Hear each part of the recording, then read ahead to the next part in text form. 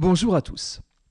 On poursuit notre étude de la plateforme Java EE et j'aimerais maintenant m'intéresser à la validation des formulaires JSF.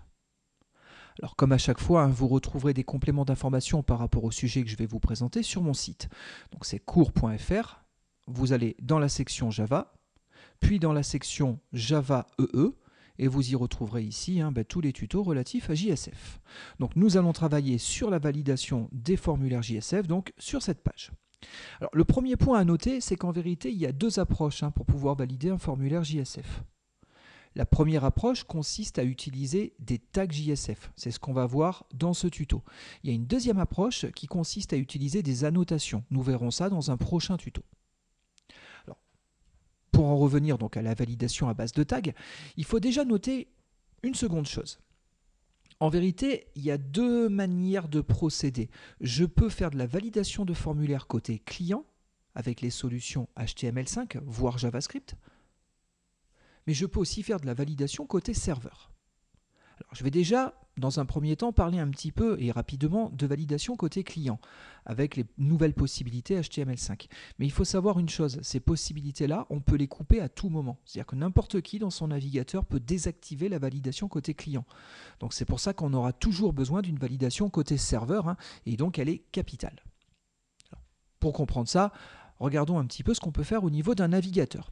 Donc effectivement, si on repart sur un petit historique, initialement il faut savoir que HTML ne permettait pas réellement de valider les données qui étaient saisies au niveau d'un formulaire. Il a fallu attendre l'arrivée de JavaScript pour pouvoir commencer à coder des bouts de script qui allaient vérifier juste avant la soumission du formulaire les données qui avaient été saisies. C'était une époque un petit peu compliquée parce que ces codes-là, ça représentait un certain nombre de lignes de code qui étaient à produire et c'était pas toujours très sympathique. Bon, il faut savoir que depuis 2014, les choses ont changé. On a eu HTML5 et HTML5 a apporté énormément de choses. Vouloir dire tout ce que HTML5 a apporté en quelques minutes ne serait tout juste pas possible. Il faudrait des semaines et des semaines entières pour en parler. Dans tout le lot de nouveautés que HTML5 a apporté, on avait effectivement des possibilités de validation au niveau d'un formulaire. Donc regardez, ce que je vais faire, c'est que je vais m'appuyer sur un petit exemple. Donc j'ai repris notre workspace Eclipse et j'ai créé rapidement une page que j'ai appelée valide.html. Voici le contenu de cette page. Pour le moment, il n'y a que et uniquement que des tags HTML. C'est un petit peu l'équivalent de la page login.xhtml qu'on avait vu précédemment, mais notez que là, il n'y a plus de composants JSF, il n'y a plus que des tags HTML. Bon, si je prends cette page et que je demande à l'afficher dans mon navigateur,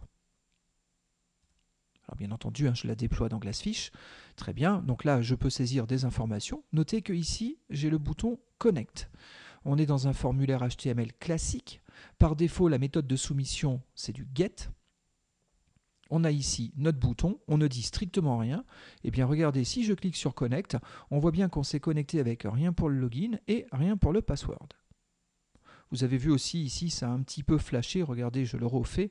On voit que ça clignote un petit peu. Alors c'est très léger, mais à chaque fois que ça clignote, c'est qu'il y a une soumission des données au niveau du serveur. Bon, sauf que là, pour le moment, le serveur ne fait strictement rien. Donc comment ajouter de la validation? L'exemple le plus simple, ce serait déjà de rajouter un attribut required. J'en fais de même au niveau du password. Je sauvegarde. Je republie les modifications au niveau de Glassfish. Et je demande de nouveau à voir cette page dans mon navigateur. Donc on a la page qui apparaît ici. Cette fois-ci, je ne saisis rien. On est sur la première visualisation de cette page. Je me connecte et je pense que la page n'a pas été correctement... Voilà. Ça devait être le cache qui m'a joué un tour. Donc j'ai fait un CTRL F5. CTRL F5 recharge la page en vidant le cache, en ne passant pas par le cache. Donc si vous aviez une vieille copie de la page, elle est ignorée. Donc cette fois-ci, les choses sont correctes. C'est vrai que le cache, c'est souvent quelqu'un qui va vous embêter dès lors que vous allez faire du web. Bon, c'est comme ça. Regardez, néanmoins, je ne saisis rien, je me connecte. Il me dit « Veuillez renseigner ce champ ». Donc le champ login est devenu obligatoire. Allez, le login, c'est James. Je fournis rien comme password, je me reconnecte. Veuillez renseigner ce champ. Je tape 007. Cette fois-ci, on soumet bien avec les données au serveur. Donc le plus simple, ce serait pourquoi pas d'utiliser un champ required. Alors il y a d'autres possibilités. Regardez ici, j'ai déjà rajouté la liste des types d'inputs supplémentaires qui ont été rajoutés.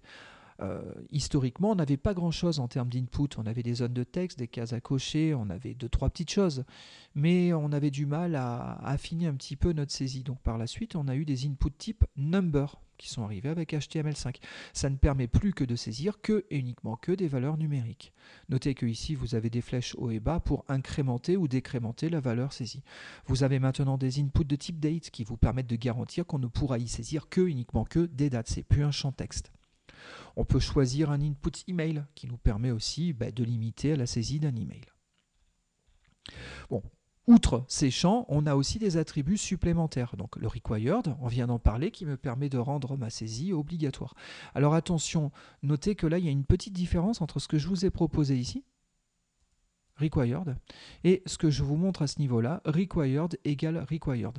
Ça vient du fait que si jamais vous souhaitez mettre ces tags-là au niveau d'un document XML, n'oubliez pas que la présence d'une valeur d'attribut est obligatoire. Dans ce cas-là, il suffit de mettre required égale required. Surtout, jouez pas avec du true ou du false. HTML5 ne supporte pas cette possibilité, donc il faut mettre required et sa propre valeur. Impeccable, mais notez qu'on peut aller un petit peu plus loin. Je peux rajouter un pattern et mettre une expression régulière. Alors je ne sais pas si vous vous souvenez des expressions régulières. Dans tous les cas, si vous retournez sur le tuto Java SE, regardez, je l'ai ouvert dans un autre onglet. Si vous venez ici sur tout le tutoriel, j'avais produit tout un ensemble de chapitres sur l'utilisation des expressions régulières. Tout ce qu'on avait pu voir au niveau de ces chapitres-là reste d'actualité, et on peut donc mettre des expressions régulières, y compris dans une page HTML, depuis HTML5. Regardez, je prends pattern égal.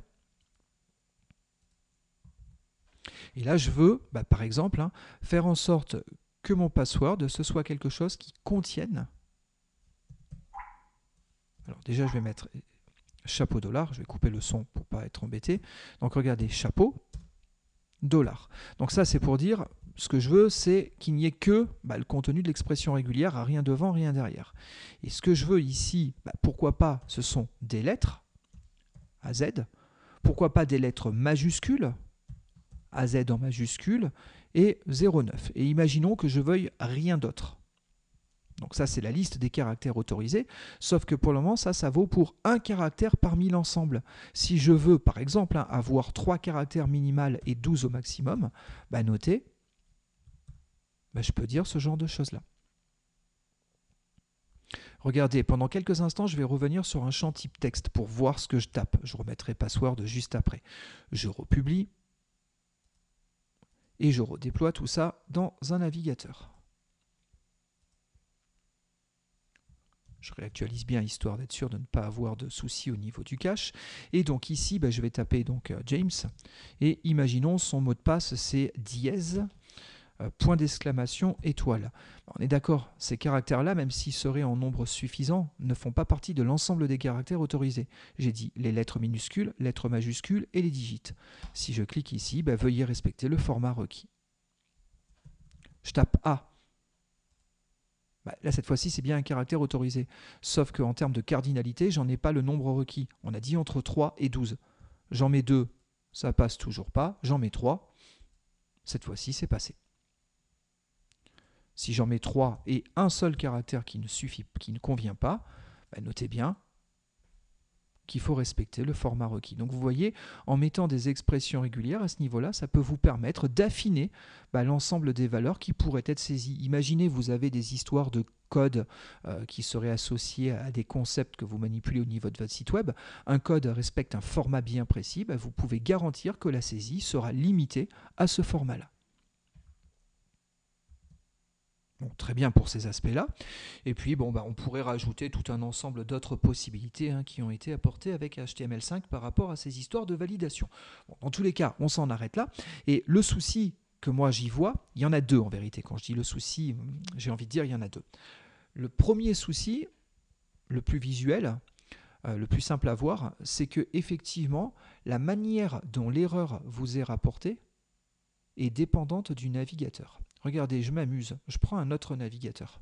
Ici, je vais prendre un Firefox. Je vais reprendre cette URL, cette page, et je vais l'afficher dans le navigateur. Je ne saisis rien, je me connecte. Vous voyez, ici c'est rouge, il n'y a pas d'icône. On a le texte qui ici est en anglais, hein. Il est proposé directement en anglais. Je reviens au niveau de Chrome, j'efface bien entendu les données du formulaire pour activer la validation, hein. Et donc on a bien un rendu visuel qui est complètement différent d'un navigateur à un autre. Notez que là, par défaut, il vous met le focus sur le premier élément qui n'est pas correctement renseigné. Tant qu'il n'a pas validé celui-là, il ne passe pas au suivant. Au niveau de Firefox, il vous met d'entrée de jeu tous les éléments en surbrillance, hein, pour lesquels la validation n'est pas correctement supportée.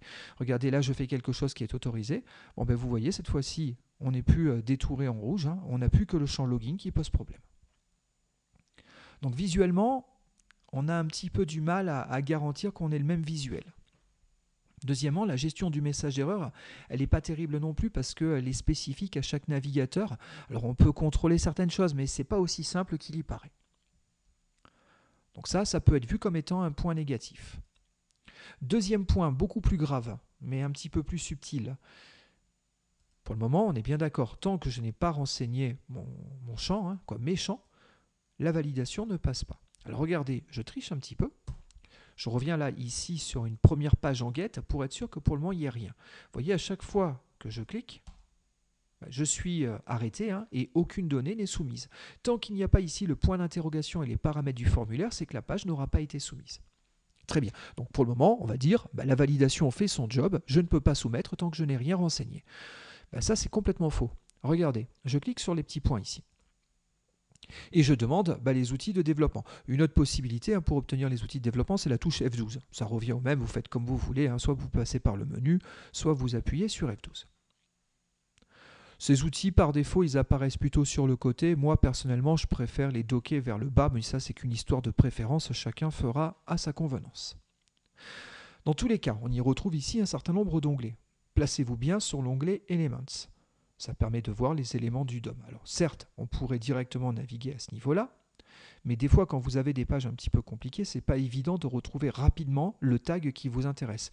L'autre solution, ce serait de cliquer sur cette icône de sélection d'un tag. On retrouve des choses à peu près équivalentes à quel que soit le navigateur. Regardez, je viens sélectionner mon champ login. Vous voyez, il me met directement au niveau de l'arborescence de tag, sur le tag qui m'intéresse. Et donc ici, on y retrouve bien le required. Mon login est obligatoire.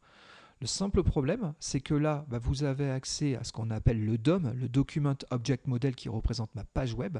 Et cet accès, il est en lecture, on le constate, sauf qu'il est aussi en écriture. Et ça, c'est dramatique, je trouve, du point de vue de la sécurité, ça peut vraiment poser des soucis. Regardez, je sélectionne le champ required, je l'efface. Il n'y a plus de champ required. J'en fais de même pour le password. Regardez bien, je supprime le required et je supprime le pattern et la valeur du pattern.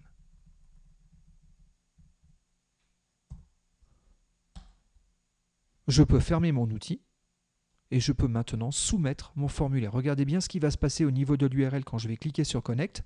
J'y vais, les données ont bien été soumises. Sauf qu'on n'a pas renseigné des informations de manière cohérente. Donc méfiez-vous toujours d'une validation côté cliente, elle peut être très facilement débrayée. Certains d'entre vous pourraient me dire oui, dans ce cas-là, au lieu de mettre des attributs HTML, on le fait par code JavaScript. Mais c'est exactement la même histoire, hein. Tous les codes JavaScript, les gestionnaires d'événements que vous allez pouvoir poser sur vos boutons de soumission, sur les formulaires et autres, tout peut être intercepté et court-circuité. Donc du coup, la validation, on peut complètement la contrôler grâce aux outils de développement intégrés dans vos navigateurs. Et tous les navigateurs proposent ces outils de développement. Donc dit autrement, il n'y a aucun moyen de garantir de manière absolue que la validation soit jouée côté client. Alors pour info, hein, vous retrouvez ces informations-là un petit peu plus bas dans cette page-là, hein. Si vous descendez un petit peu plus bas, je vous rappelle comment court-circuiter la validation. Mais dans tous les cas, ce qu'il faut noter, c'est qu'on a fortement intérêt à avoir de la validation des données soumises, mais côté serveur. Si vous ne validez pas les données côté serveur, je vous garantis que vous avez des failles et que donc on pourra pousser des données qui ne seront pas cohérentes. Donc faites vraiment bien attention à ça, hein. Il faut absolument valider côté serveur. L'idéal, ce serait de valider des deux côtés. Je fais une validation côté client en première étape. D'accord, ça permet d'éviter de faire des requêtes pour rien au niveau du serveur si on détecte des incohérences. Donc ça allège un petit peu l'activité du serveur. Maintenant, il faut penser qu'on peut avoir des personnes malveillantes en face de nous. Donc il faut néanmoins garantir qu'une fois que les données seront arrivées côté serveur, qu'on va les revalider. Et c'est là que JSF intervient. Donc on va essayer maintenant dans notre page JSF de rendre aussi la validation obligatoire. Alors je vais déjà commencer par les tags JSF traditionnels. Donc ici un input text ou bien un input secret. On avait vu ces champs de saisie.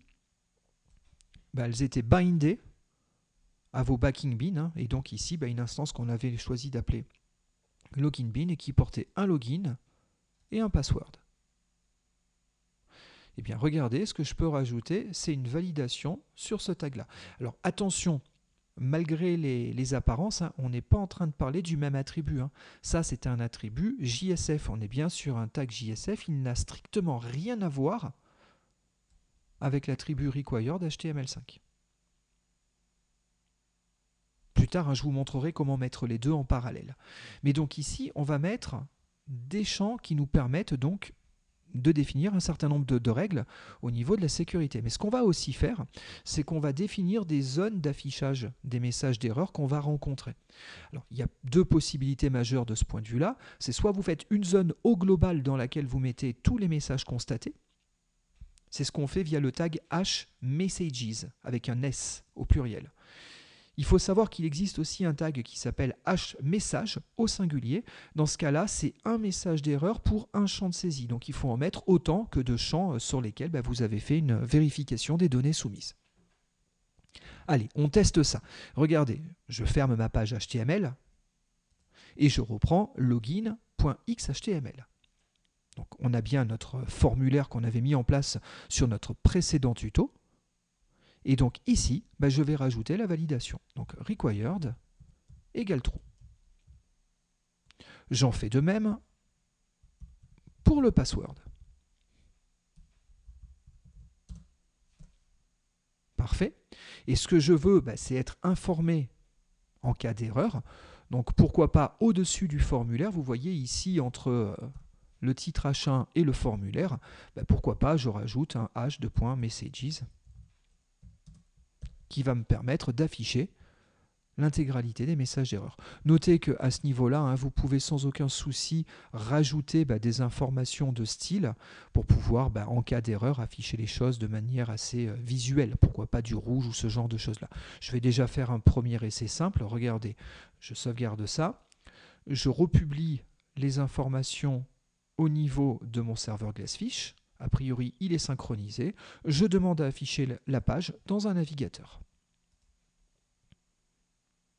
Donc impeccable, on a bien notre page. Alors par défaut, on avait les données qu'on avait initialisées par défaut sur le backing bean. Je ne sais pas si vous vous souvenez, excusez-moi, mais au niveau de SRC ici, dans le pactage IHM, on avait notre classe login bean. Bon, regardez ici, ce qu'on avait fait, c'est que par défaut, on avait mis des valeurs. Bon, pourquoi pas. Si vous ne voulez plus avoir ces valeurs par défaut, il suffit ici de mettre chaîne vide et chaîne vide. Et donc, on sera initialisé à vide. Bon, pour le moment, on a donc des informations. Si je veux tester la validation, notez que je vais supprimer ces choses-là. Alors, attention aussi à un point de détail. Par défaut, là, ce n'est pas un tag form HTML, c'est un tag form JSF. JSF a choisi par défaut de soumettre en post. Donc ne cherchez pas ici à voir des paramètres, vous ne les verrez pas. D'accord, on est en post, donc c'est passé dans le corps de la requête HTTP. Pour autant, malgré tout, si vous regardez à ce niveau-là, vous verrez que ça clignote. Donc on a bien rechargé la page.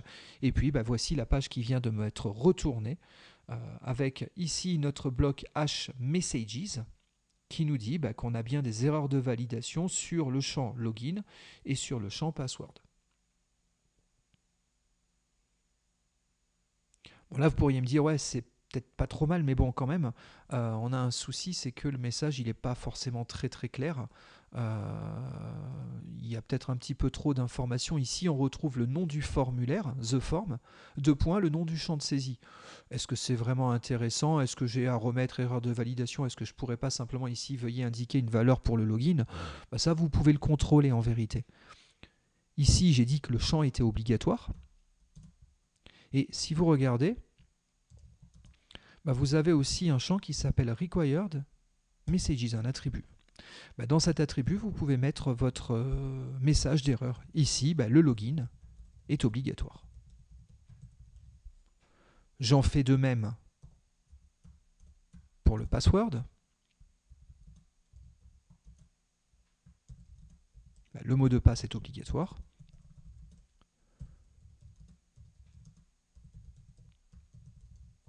Je sauvegarde. Je republie les modifications directement au niveau du serveur. Je réaffiche ma page dans un navigateur, on repart à vide. Voilà, j'efface les informations à ce niveau-là.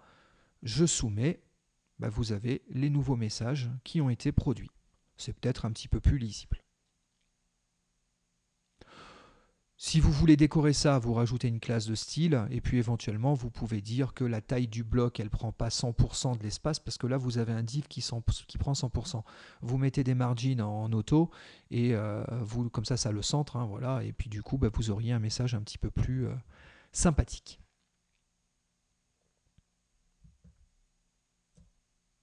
L'autre solution, bah, ce serait donc d'utiliser les tags hMessage. Vous voyez là c'est ce que j'ai fait, hein. J'ai centré, j'ai mis du rouge, bon ça je passe.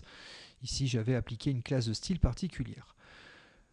Oui, notez aussi, vous pouvez avoir différents layouts. Les layouts, c'est la manière dont vous voulez présenter vos messages d'erreur. Est-ce que vous le faites sous forme de tableau? Est-ce que vous le faites sous forme de liste? Il faut savoir que par défaut, c'est affiché sous forme de liste à puce. Vous pouvez changer le layout tant qu'on y est. Bon, ça je passe. Et regardez, si je reviens ici, ben on peut avoir des messages qui suivraient systématiquement le champ de saisie. Ben pour ce faire, je vais avoir mon input. Notez qu'il n'y a plus de h2.messages. Par contre, ce que je peux faire, c'est mettre un hMessage. Et dans ce cas-là, je rajoute un attribut for. L'attribut for permet de dire que ce champ d'affichage de message d'erreur est en lien direct avec le champ de saisie login. Le champ de saisie login, ben vous voyez, c'est lui. Regardez, je ne me complique pas trop la vie. Je vais récupérer tout le bloc qui est là. Autant pour moi. Je devrais finir par y arriver. Impeccable. Je reprends mon éditeur, j'enlève le bloc hMessages et j'y place à la place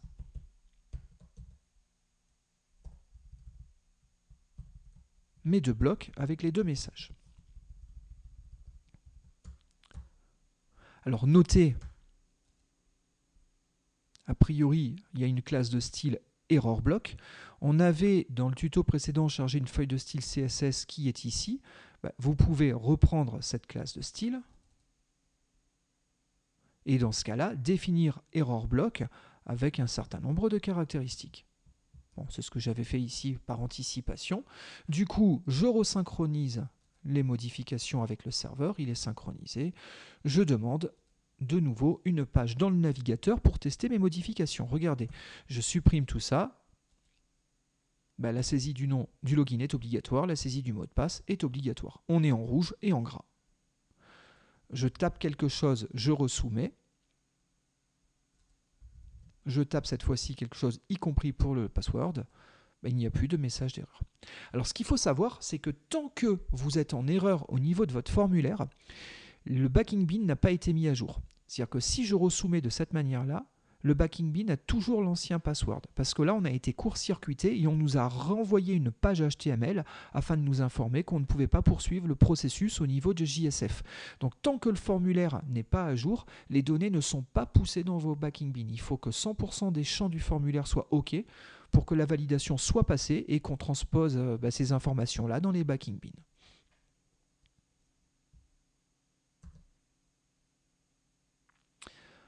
Parfait. Et puis c'est vrai que si on compare avec ce que j'avais fait tout à l'heure en HTML5, en HTML5 j'avais permis de rajouter des contrôles supplémentaires au niveau des champs et notamment au niveau du password. J'avais dit que sur mon password j'avais une expression régulière qui me permettait de valider ma saisie. Vous pouvez aussi faire ce genre de choses-là directement avec JSF. Regardez, en gros, JSF vous propose des tags de validation complémentaires. Premier tag, Validate Long Range. Ça, c'est pour valider une donnée numérique de type entière. On a le Validate Double Range, c'est aussi une donnée numérique, mais de type flottant. Dans les deux cas, vous avez un minimum et un maximum. C'est la plage de valeurs autorisée. Par exemple, pour lire Tintin, il faut avoir entre 7 et 77 ans. Bon, ça, c'est une célèbre phrase de Hergé qui disait qu'en gros, sa bande dessinée, c'était pour tout le monde dès qu'on sait lire. Voilà, 7 ans ici, c'était pour dire dès qu'on sait lire. Bon, pourquoi pas, on imagine un site dédié à Tintin. On a validé ici l'âge de la personne. Vous devez saisir un prix, vous pouvez mettre par exemple une plage de valeur pour un prix autorisé. Si vous n'avez pas du numérique, imaginez vous avez une chaîne de caractères, vous pouvez rajouter un validate lint. Dans ce cas-là, vous mettez un minimum, un maximum en termes de taille de chaîne de caractères. Et pareil, vous dites pour ce champ-là, voilà, on doit avoir entre 4 et 12 caractères minimum. Alors si je mets un validate lint, ça pourrait marcher, mais par contre je ne limite pas le nombre, la nature des caractères autorisés. Je dis juste, il doit y avoir entre 4 et 12 caractères. Tout à l'heure, on avait fait plus fort que ça. On avait dit entre 3 et 12, si j'ai pas de mémoire, mais on avait aussi listé l'ensemble des caractères autorisés. Et on avait fait ça via une expression régulière. Là, c'est pareil. Vous avez le validate regex. C'est le même format d'expression régulière que Java et HTML. Donc, il suffit de connaître ce formalisme-là pour pouvoir l'utiliser. Et donc ici, vous allez pouvoir spécifier une expression régulière particulière. Comment ça s'utilise ? Vous voyez, vous avez ici un tag. Ce que vous faites, c'est que vous ne le fermez plus directement sur le tag d'ouverture. Vous avez bien un tag d'ouverture et plus loin, le tag de fermeture. Et à l'intérieur, on va mettre un tag de validation. Regardez ici, j'essaye, pourquoi pas avec ce tag-là. Alors l'effort, c'est si vous les déplacez qui ne sont pas contenus à l'intérieur du tag. Mais sinon, vous pouvez directement aussi les placer dedans. Dans ce cas-là, le for n'est plus obligatoire parce qu'on est dans le tag à proprement parler. Là, c'est ce que je vais faire. Regardez, je ne vais plus dire qu'il est fermé ici, mon tag, et je vais le fermer un petit peu plus loin. Donc ici, je mets un h de point input secret. Et donc, avec un petit retrait ici, je vais mettre mon sous-tag de validation. Et donc je dis bien, on est entre 3 et 12 caractères. Je resynchronise la chose. Et puis notez, on peut aussi avoir un autre message d'erreur. Je vais le prendre aussi, je vais en profiter. Là, on avait le required message, c'est quand on n'avait pas de données saisies. Maintenant, si on ne matche pas avec une contrainte supplémentaire, ici une contrainte de taille, vous pouvez donner un message spécifique. C'est encore mieux. Regardez, je republie, c'est parfait. J'affiche ça dans mon navigateur. Je ferme éventuellement les écrans précédents pour gagner un petit peu en place. Donc ici, je mets un login quelconque. Là, je tape 02. Il me dit que le mot de passe doit être entre 3 et 12 caractères. J'en mets un grand nombre, vous vous doutez, c'est pareil, je suis refusé. Maintenant, si j'en mets un nombre adéquat, cette fois-ci, les données ont été soumises.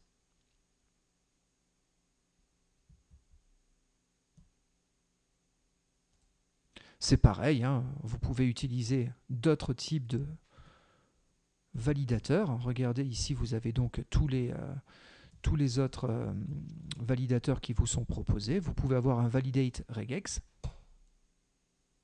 Et donc ici, si je mets un pattern avec chapeau, les caractères autorisés, intervalle AZ, intervalle AZ majuscule, intervalle 0,9, si je dis qu'en termes de cardinalité, c'est de 3 à 12, j'ai un petit peu plus affiné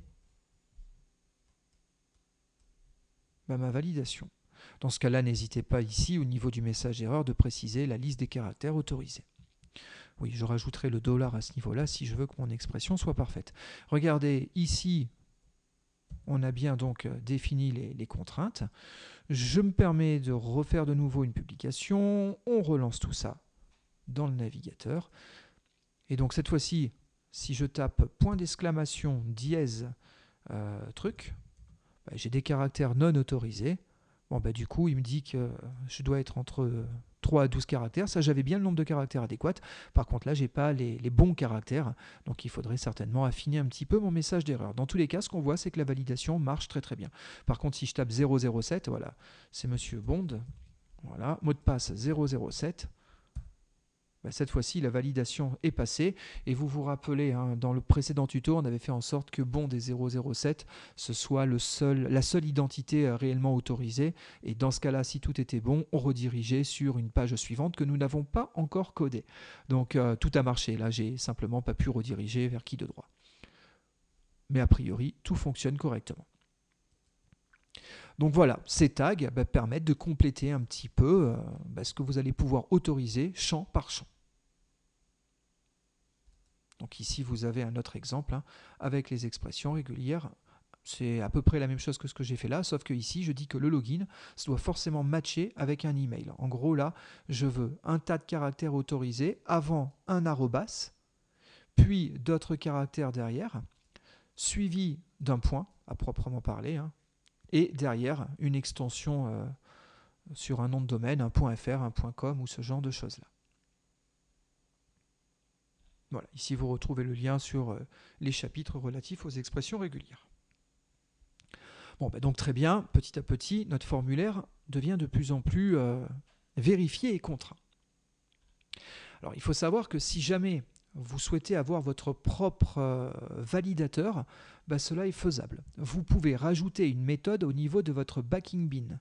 Ici, je vais valider un champ, et ce que je veux, c'est que a priori, on contienne au moins un dièse dans la zone de saisie. Vous voyez ici, je fais un input value.contains et je regarde à ce qu'il y ait un dièse. Si jamais il n'y a pas de dièse, je produis un message d'erreur JSF que je vais devoir envoyer. Alors notez, ça marche de manière un petit peu bizarre. Ici, vous avez la valeur qui m'est passée en paramètre sur cette méthode. Cette méthode, vous n'avez pas le choix. Vous devez obligatoirement implémenter cette signature-là si vous voulez que ce soit un validateur custom, personnalisé. Si vous ne le faites pas, ça ne marchera pas. Et je vous rappelle ce que je vous disais tout à l'heure, tant que la validation n'est pas en succès, les données ne sont pas transportées dans le backing bin. Donc, ok, cette méthode, on va la mettre dans la classe de backing bin. Si vous mettez une telle méthode, il faut la mettre au niveau de notre classe login bin. Je vais le faire, regardez. Et bon, ça, c'est les imports. Si vous faites CTRL-SHIFT-O, je vous rappelle, ça vous permet de faire une importation automatique. Quand il y a des ambiguïtés, il vous demande de confirmer ce que vous voulez. Donc nous, on est bien sur javax.faces. Très bien. Et puis là, j'ai une petite coquille. Je n'ai pas vu ça. On va le corriger. C'était peut-être en attribut. Je ne sais plus comment j'avais codé ça la fois précédente. Mais notez que donc ici, impeccable, on a codé notre méthode. Et donc, ce que je fais, c'est que je récupère la valeur à vérifier directement à partir de ce paramètre. Pourquoi ? Pourquoi ici je ne fais pas simplement un this. Et le champ que je cherche à valider, this.login ou this.password? Tout simplement parce que tant que mon formulaire n'est pas valide, le backing bin n'a pas été mis à jour. Donc pour le moment, le seul moyen que j'ai de récupérer l'information, c'est soit d'aller voir dans le composant graphique, ici c'est la représentation du composant graphique côté serveur, soit de récupérer directement la value qui m'est passée sous forme de paramètre. Donc c'est bien la value que je regarde. Je fais mes contrôles. S'il y a le moindre souci, je déclenche une exception de validation particulière qui sera interceptée par JSF et injectée dans le champ associé à votre champ de saisie. Donc il s'appelle Validate a Field. Maintenant, la question, c'est comment on utilise ça? Vous voyez, sur un champ, vous pouvez rajouter un attribut validator. Et ici, vous pouvez mettre votre validateur. regardez, je reviens au niveau de mon formulaire. Je récupère le login. Bon, bah, a priori, maintenant, le login, on a l'obligation d'avoir un dièse. Du coup, je vais rajouter un validator message. Et là, je vais dire un caractère dièse est requis. On resynchronise avec le serveur. On demande la page dans un navigateur. Ah, j'avais peut-être pas enregistré, donc je vais enregistrer en premier lieu, republier, et donc je demande la page dans le navigateur. Alors ouais, des fois vous pouvez avoir ce petit message là, quand on l'a, c'est un petit peu casse-pied. Ce qu'il faut faire dans ce cas-là, c'est redémarrer simplement le serveur. Je ne sais pas pourquoi, des fois il fait ça. Mais regardez, donc en cliquant sur la flèche verte, j'ai fait un restart du serveur. Hein. Donc du coup, là il est en train de l'arrêter. Il va redémarrer. Et normalement, une fois que le serveur sera redémarré, on devrait pouvoir demander la page au travers du navigateur. Allez, a priori, ça a l'air d'être plutôt pas mal. Et donc impeccable. Donc a priori, là, j'ai des données qui sembleraient bonnes, en tout cas au moins pour le password. Par contre, ici, il n'y a pas de dièse. Ah, et j'ai peut-être fait une petite bêtise. Mon backing bin s'appelle ici logging bin. Faites attention à ce genre d'erreur. Je republie. Je réactualise ma page dans le navigateur.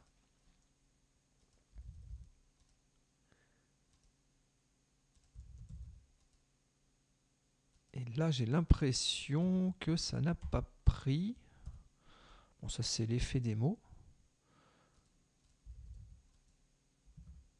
On dirait que sur le login, mon validator... Ah oui, non, excusez-moi. J'ai fait une bêtise, je ne sais pas pourquoi. J'ai pas bien écrit mon message d'erreur. C'est ça qui devait se passer. C'est, je pense que je devais du coup avoir une restitution de message d'erreur, mais comme j'ai pas de texte, j'ai dû le supprimer entre-temps.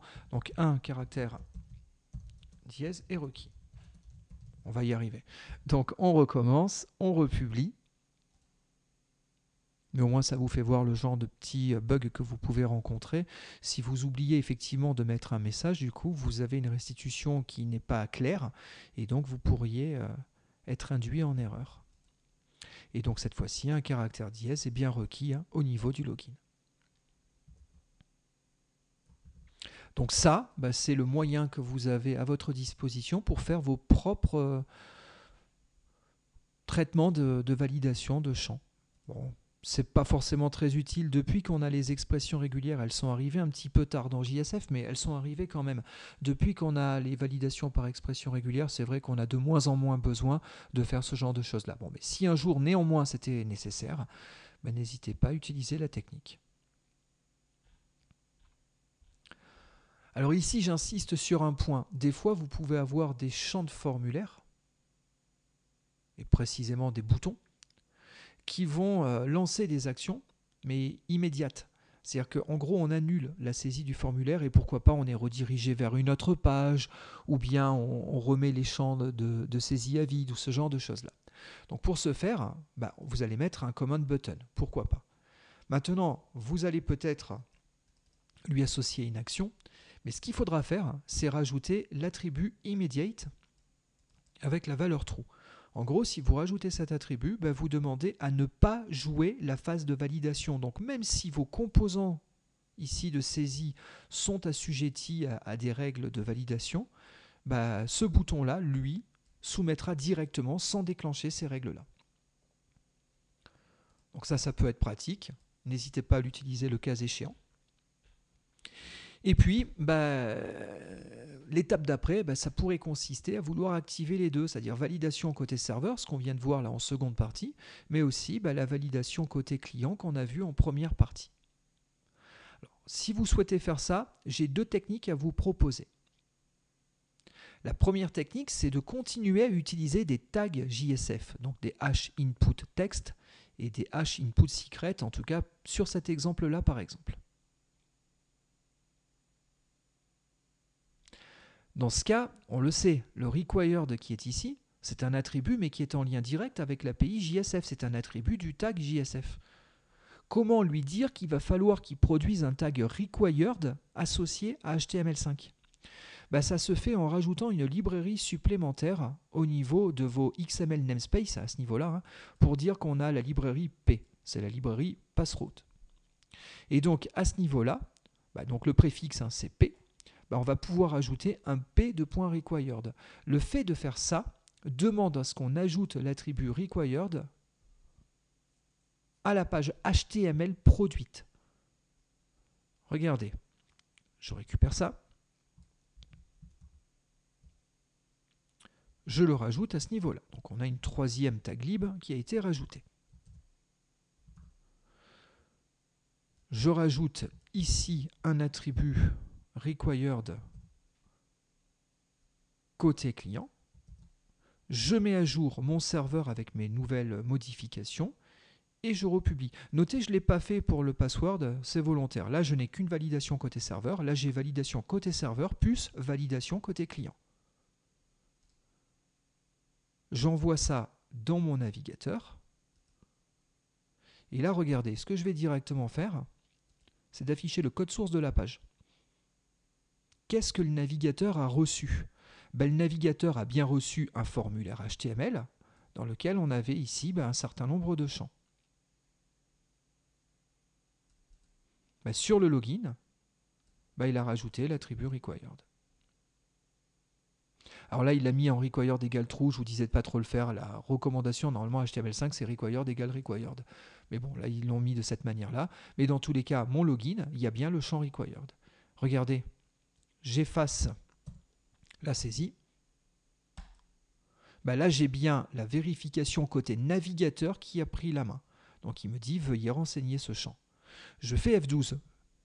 J'obtiens les outils de debug au niveau du navigateur. On imagine, je suis un pirate, je veux essayer de passer ce check-là.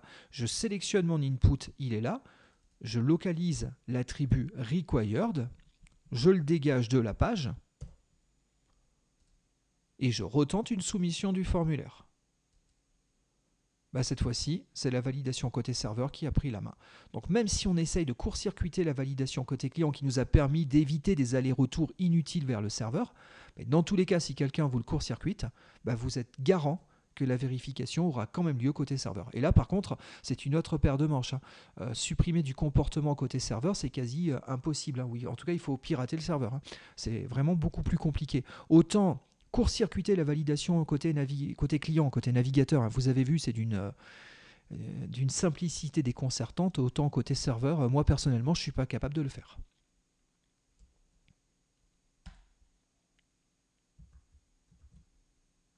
Très bien. Vous auriez une seconde solution pour arriver au même résultat que ce que je viens de vous présenter ici. C'est d'utiliser une autre tag lib, à savoir cette tag lib ici. Et du coup, on a renversé la problématique. C'est-à-dire qu'au lieu d'utiliser des attributs, des tags, excusez-moi, JSF sur lesquels on rajoute des attributs qu'on veut produire en HTML, au lieu de faire ça, on va mettre des tags HTML. Sauf que ces tags HTML, on va les faire voir comme étant des tags malgré tout côté JSF en rajoutant tout le support JSF requis. Du coup, vous avez la tag lib qui est ici. La plupart du temps, le préfixe retenu pour cette tag lib, c'est JSF. Et donc vous voyez ici, je rajoute un JSF2.id pour avoir un identifiant côté serveur. Du coup, je peux mettre un JSF2.value pour faire le lien avec mon backing bin. Je peux, bien entendu, rajouter de la validation côté serveur. JSF2.required égale true. Je peux mettre un message erreur spécifique. Mais surtout, comme c'est malgré tout un attribut HTML, je peux mettre n'importe quel attribut HTML supporté. Et donc ici, pourquoi pas un required égale required. Bon, grosso modo, ça revient au même. Vous avez soit cette technique-là qui consiste à utiliser des attributs HTML, des tags HTML, autant pour moi, et à rajouter des attributs JSF pour transformer ce tag en un tag côté serveur. Soit vous utilisez vraiment les tags JSF et vous rajoutez les attributs côté client que vous allez vouloir produire en les préfixant de P. On peut rajouter tous les autres attributs HTML5 classiques. Il n'y a aucun souci à ce niveau-là. Si vous voulez en mettre d'autres, vous pouvez. Bon, ben voilà qui clôt cette petite présentation de comment valider un formulaire JSF en utilisant des tags JSF pour imposer un certain nombre de contrôles. Dans le prochain tuto, nous verrons comment faire à peu près la même chose, mais au lieu d'utiliser des tags et des attributs JSF, on utilisera des annotations. On a un framework de validation dans Java EE. En vérité, c'est indépendant de JSF. Java EE fournit un framework de validation de bin par annotation. Donc, c'est-à-dire que vous allez reprendre vos classes de bin et vous allez mettre des annotations particulières. Et il faut savoir que certaines API Java EE, si elles localisent ces annotations, elles vont les traiter. C'est notamment le cas de JSF. JSF va reconnaître ces annotations particulières et donc grâce à ce que vous aurez pu mettre sur vos classes de backing bin, on va rajouter tout le support de validation nécessaire. Bon, nous verrons ça dans le prochain tuto. Du coup, j'espère que ce tuto vous a plu. Dans ce cas-là, n'hésitez surtout pas à le repartager. N'hésitez pas à me mettre des j'aime et ainsi de suite. C'est super important pour moi. Et puis, je vous remercie de votre attention et je vous dis à très vite pour le prochain tuto.